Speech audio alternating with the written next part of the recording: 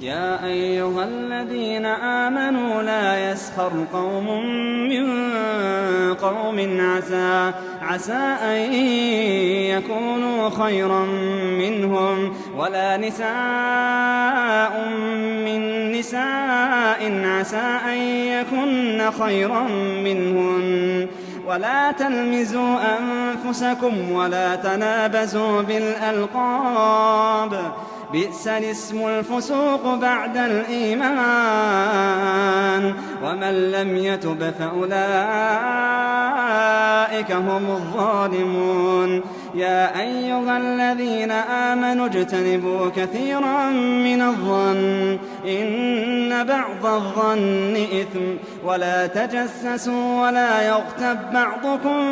بعضا أيحب أحدكم أن يأكل لحم أخيه ميتا فكرهتموه واتقوا الله إن الله تواب رحيم يا أيها الناس إنا خلقناكم من ذكر وأنثى وجعلناكم شعوبا وقبائل لتعارفوا إن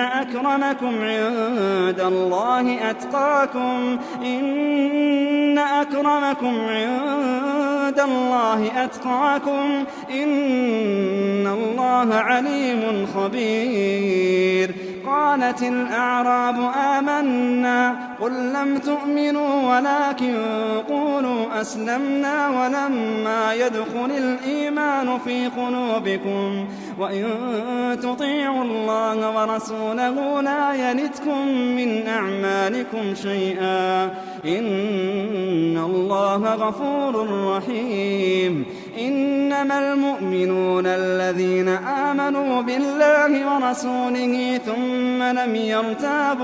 ثم لم يرتابوا وجاهدوا بأموالهم وأنفسهم في سبيل الله أولئك هم الصادقون قل أتعلمون الله بدينكم والله يعلم ما في السماوات وما في الأرض والله بكل شيء عليم يمنون عليك أن أسلموا قل لا تمنوا علي إسلامكم بل الله يمن عليكم